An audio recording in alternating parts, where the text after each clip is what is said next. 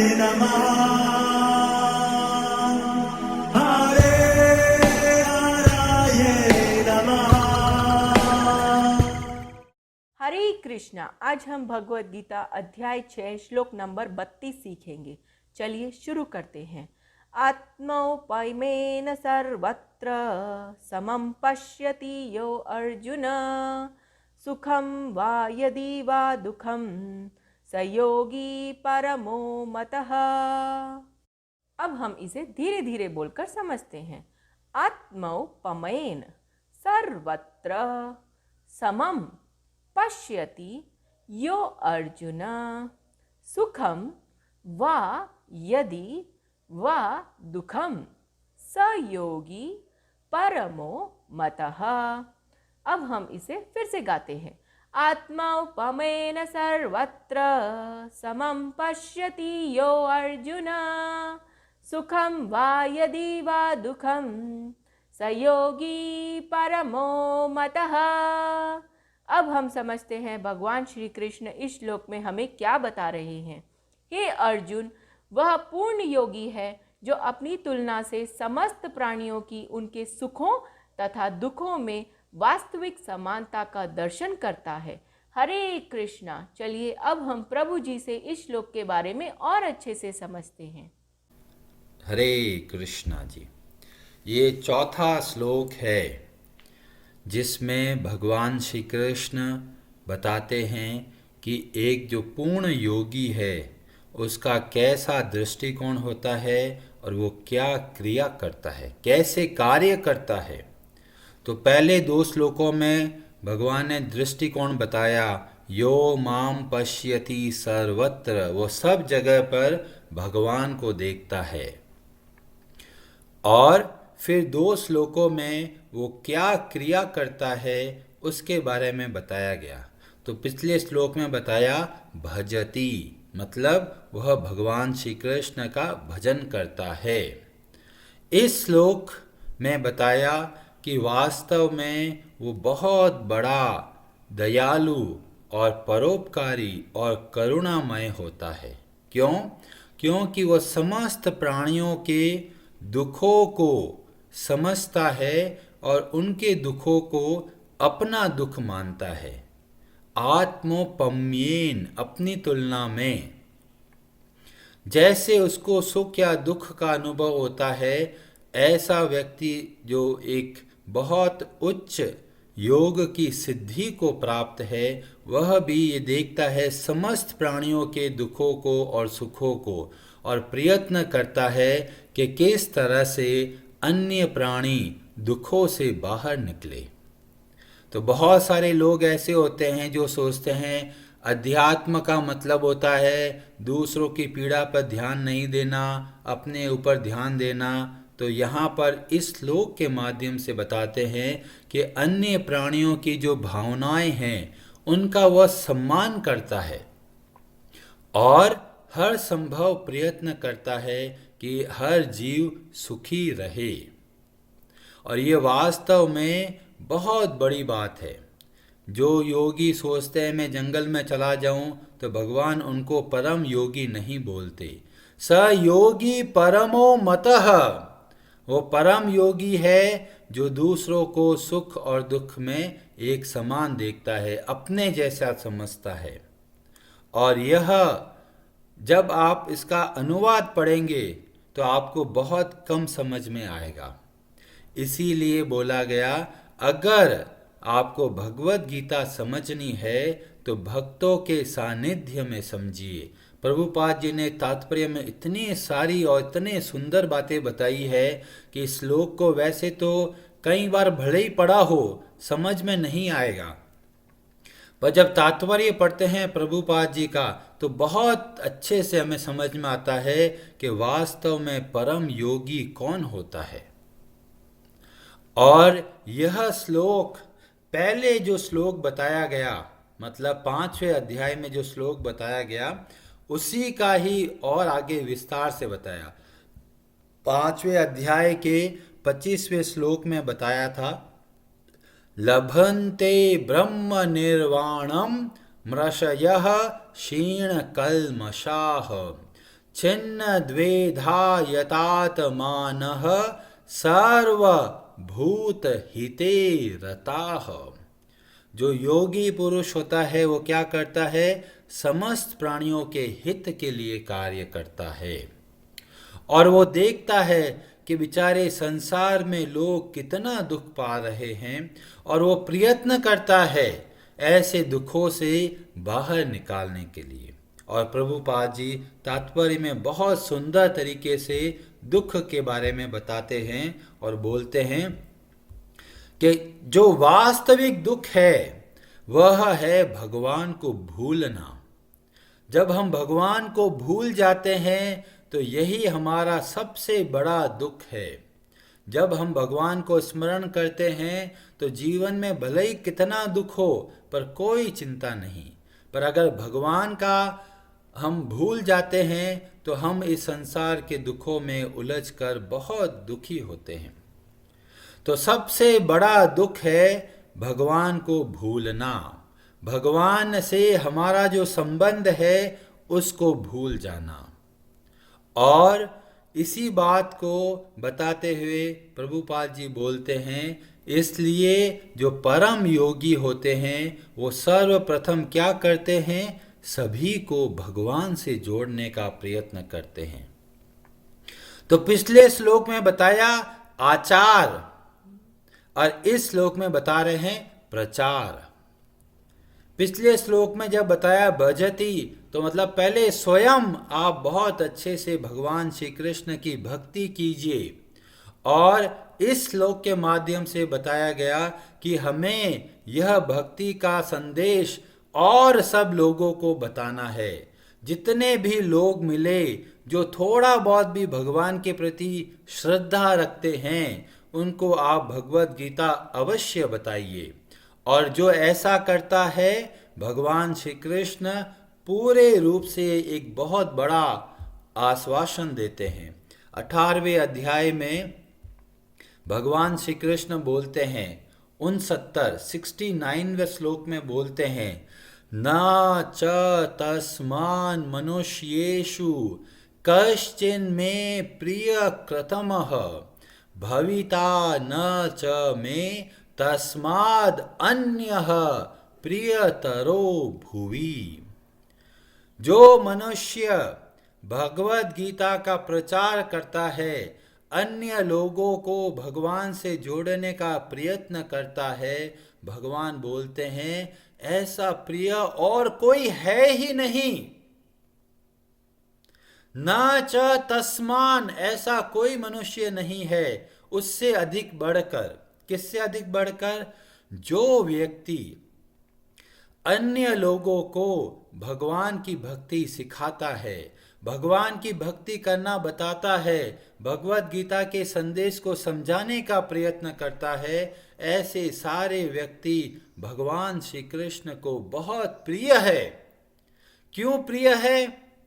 क्योंकि भगवान बोलते हैं पिताहमस्य, मैं आप सबका पिता हूं, मेरे बच्चे बिछड़ गए हैं मुझसे, और जो कोई प्रयत्न करके जो बच्चे जो भूल कर घर बार भूल कर कहीं चले गए, अगर वो वापस आते हैं तो माता पिता को कितनी प्रसन्नता होती है। ऐसे ही अगर हम थोड़ा भी प्रयत्न करते हैं अन्य किसी को भगवान की भक्ति के बारे में, तो भगवान श्री कृष्ण को बहुत प्रसन्नता होती है। और इसीलिए भगवान स्वयं जगह जगह पर हमें संदेश देते हैं कि आप भक्ति का प्रचार कीजिए, अपनी क्षमता के अनुसार प्रचार कीजिए। अगर कुछ नहीं होता तो परिवार को आप अच्छे से संस्कार दीजिए, उनको भगवान के बारे में बताइए, और अगर सामर्थ्य हो तो अड़ोस पड़ोस में जितने भी जानकार हुए उनको भगवान की भक्ति करना सिखाइए, जैसा कि हमें अपने आचार्यों से सीखने को मिलता है। प्रभुपाद जी ने इतने सुंदर तरीके से बाहर के पश्चिम के देशों में ऐसे ऐसे लोगों को भक्ति की शिक्षा दी जिनको तो कृष्ण शब्द बोलना भी नहीं आता था, जिनको भगवान से कोई लेना देना ही नहीं था, और वह आज उच्च कोटि के भगवान श्री कृष्ण के भक्त बन गए और अन्य लोगों को भी भक्ति का मार्ग बता रहे हैं। तो वास्तव में हम इस कार्य को करते करते, लोगों को भगवान से जोड़ने का कार्य करते करते ही पूरे संसार को एक परिवार की तरह बनाते हैं। और यह मूल सिद्धांत हमें बताया गया उपनिषद में। महा उपनिषद में वर्णन आता है, जो कि सामवेद के अंतर्गत आता है। तो सामवेदीय महोपनिषद में एक बहुत सुंदर श्लोक आता है, अयम निजः परो वेति गणना लघु चेतसाम। अयम निजः, ये मेरा है, ये तेरा है, तुम किसी और के, मैं और मेरा परिवार, जो ऐसा सोचते हैं वो कौन होते हैं? लघु चेतसाम, छोटी बुद्धि वाले होते हैं। उदार चरिता नाम तु वसुधैव कुटुंबकम। आप लोगों ने ये लास्ट वाली लाइन सुनी होगी, वसुधैव कुटुंबकम, पर पूरा श्लोक इस तरह से आता है। तो जो उदार चरित्र के लोग हैं, जिनकी बुद्धि विशाल है, जो हृदय से बहुत बड़े हैं, उनके लिए पूरी वसुधा, पूरी ये पृथ्वी क्या है? एक कुटुंब की तरह है। दूसरे के दुख को अपना दुख मानते हैं और उनको भक्ति का मार्ग बताकर उनको प्रसन्न करना चाहते हैं। और भगवान बोलते हैं, ऐसा जो प्रयत्न करता है वह वास्तव में परम योगी है। और हमें भी इस तरह से पूरे संसार के, न केवल मनुष्य, इवन पशु पक्षी अन्य जीव, सभी के साथ एक अपनापन होना चाहिए। क्या अपनापन है? कि हम सब भगवान श्री कृष्ण के सनातन अंश हैं। और जो भगवान के अंश भटक गए, उनको वापस भगवान का मार्ग बताना है, भक्ति का मार्ग बताना है। इस तरह से हम वास्तविक रूप से एक परिवार की तरह रह सकते हैं। जैसे कि परिवार में कोई छोटा बच्चा होता है, कोई बड़ा होता है। जो छोटा बच्चा चलने में तकलीफ होता है तो बड़ा भाई होता है तो प्रयत्न करता है, आजा बेटा अपन लोग ऐसे चलाता हूँ। तो एक अपनापन है, सहायता करने की, मन में परोपकार की भावना है। और कैसी भावना है? ये मेरे अपने हैं। तो इसको थोड़ा और बड़ा करना है। पूरा का पूरा पृथ्वी में वसुधा वसुधैव कुटुंबकम, ये अपना परिवार है। और हम सब लोग जो जगह जगह पे अटके हुए हैं, और भगवान की भक्तों की कृपा से हमें थोड़ा बहुत पता चला कि हमारा वास्तविक रूप क्या है। और इसीलिए इस श्लोक को जो बताया गया है कि सर्वश्रेष्ठ योगी है, और आगे बोलेंगे कि वास्तव में वो और क्या कार्य करता है। पर ये बात आप अच्छे से समझ लीजिए, जिसके हृदय में करुणा का भाव है, परोपकार का भाव है, अन्य जीवों के प्रति अपनापन का भाव है, और उसके दुखों को दूर करने का प्रयत्न करता है, ऐसा सर्वश्रेष्ठ योगी है। भगवान श्री कृष्ण बोल रहे परम योगी है। वो योगी परम नहीं है जो हिमालय में बैठकर ध्यान साधना करके बहुत सारी सिद्धियां प्राप्त कर रहा है। और यह भाव भगवान श्री कृष्ण के हृदय में है, और केवल भक्त ही भगवान के हृदय को समझते हैं। इसीलिए सारे के सारे भक्त केवल यही प्रयत्न करते हैं कि किस तरह से भक्ति का प्रचार करें, किस तरह से अन्य लोगों को भगवान श्री कृष्ण से जोड़ें। और इसी भाव को रखते हुए नारद जी न जाने कितने लोकों में जाकर हर जगह घूमते हुए भगवान नारायण का नाम जप करते हुए हर जगह जाते हैं। वही भाव को लेकर हमारे आचार्य हुए मध्वाचार्य, माधवेंद्र पुरी, जगह जगह पे जाते, अन्य लोगों को भगवान के बारे में बताते, हाथ जोड़ के प्रार्थना करते कि आप भगवान के नाम का जप कीजिए। इसी भाव को देखते हुए प्रभुपाद जी अपने 70 वर्ष की आयु में, जब सब लोग आराम करते हैं और वो गए अमेरिका, अनजान देश, इतनी कठिनाई और इतना वृद्ध शरीर, हार्ट अटैक, इतनी तकलीफ लेके भी वो अमेरिका जैसे देश में गए और वहाँ कोई पूछने वाला नहीं था उनको। इतना कठिनाई से एक जगह बैठकर भगवान का कीर्तन करना आरंभ किया। थोड़े लोग जुड़े और आज इतने सारे लोग जुड़ गए इस्कॉन संस्था से। और उनके हृदय में वही भाव है जो वास्तविक रूप से भगवान श्री कृष्ण के अंदर है।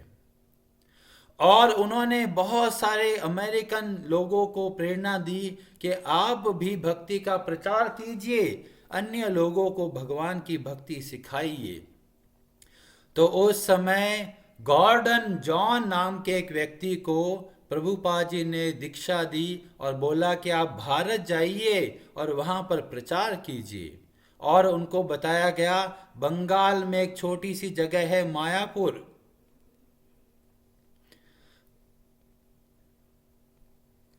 वहाँ जाइए और वहाँ पर आप भक्ति का प्रचार कीजिए।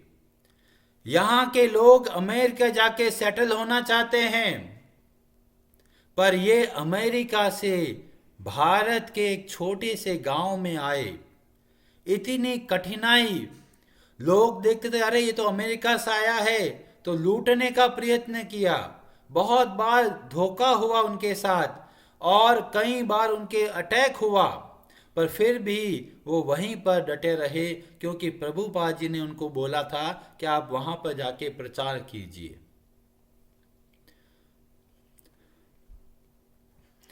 खाने के लिए अन्न नहीं था, बहुत कठिन परिस्थितियों में जीवन बिताया, प्रयत्न करके लोगों को भक्ति के बारे में बताया और धीमे धीमे उनसे लोग जुड़े और कुछ पैसा इकट्ठा करके मंदिर बनाया और बहुत प्रचार के कार्य किए, कितने ही जगह पर ट्रैवल किया और आज इतने सारे लोग उनसे प्रेरणा ले रहे। उनके जीवन में भी बहुत कष्ट था, पर फिर भी कभी भी एक बार यह नहीं बोला कि भगवान मैं आपकी इतनी सेवा करता हूं, मेरे जीवन में इतना दुख क्यों है। उनके ऊपर अटैक हुआ, उनके हाथ पांव काम करना बंद कर लिया, व्हील चेयर में बैठ गए, फिर भी उन्होंने भक्ति का प्रचार नहीं छोड़ा। वो आज भी है, जीवित है और पूर्ण शक्ति से प्रचार कर रहे हैं। उनके हाथ पांव काम नहीं कर रहे, बड़ी मुश्किल से चलते हैं, व्हील चेयर में चलना होता है, किडनी की प्रॉब्लम, लीवर की प्रॉब्लम, 100 तकलीफें, पर फिर भी रुके नहीं। और उनका नाम है हिज होलीनेस जय पताका स्वामी। तो इनके हृदय में ही वही भाव है जो भगवान श्री कृष्ण के हृदय में है, दूसरों के प्रति दया का भाव। बेचारे संसार में लोग कितने भटक रहे हैं, ब्रह्मांड भ्रमिते कोनो भाग्यवान जीव, गुरु कृष्ण प्रसादे पाए भक्ति लता बीज। और उनके भाव को देखकर हमारे हृदय में भी थोड़ा दया का भाव आना चाहिए अन्य लोगों के प्रति जो बेचारे संसार में दुख पा रहे हैं। और इस तरह से हम थोड़ा अपना प्रयत्न करते हैं तो हम वास्तव में भगवान श्री कृष्ण को बहुत प्रसन्नता प्रदान करते हैं। भगवान श्री कृष्ण को प्रसन्नता कब मिलती है? जब हम अपने पूर्ण हृदय से अच्छे से भक्ति करते हैं और अन्य लोगों को भी भगवान की भक्ति करना सिखाते हैं। तो आप सबसे निवेदन है, आप भी प्रयत्न कीजिए, भक्ति का जितना आपको आनंद मिल रहा है, जितना भक्ति की वजह से आपके जीवन में परिवर्तन आ रहा है, ऐसा परिवर्तन आप अन्य लोगों को भी देने का प्रयत्न कीजिए। अपनी क्षमता के अनुसार जब जितना आपको अवसर प्राप्त हो, अन्य लोगों को आप अवश्य शिक्षा दीजिए। और कुछ नहीं हो सके तो आप अच्छे से भगवान को भोग लगाकर जो खाना है, प्रसाद है, वही आप गरीबों को दे सकते हैं। वो जब अन्न खाते हैं भगवान का प्रसाद, तो भी उनके हृदय में भक्ति का भाव उत्पन्न होता है। और इस तरह से आप अन्य लोगों की सेवा कर सकते हैं। जब आप उच्चारण से बोल बोल कर भगवान के नाम का जप करते हैं, तो उससे भी आप अन्य जीवों का भला करते हैं। आपके घर में कोई पशु हो, पक्षी हो, आते जाते कोई जीव जंतु हो, तो आप भगवान का नाम जप कीजिए, उससे उनका भला होगा। तो आप स्वयं बहुत अच्छे से भक्ति कीजिए और अन्य लोगों को भगवान की भक्ति करने का अवसर प्रदान कीजिए। और इस रास्ते चलते चलते हम सब बहुत बड़े योगी बन सकते हैं। हरे कृष्णा जी, आप सबका बहुत बहुत धन्यवाद।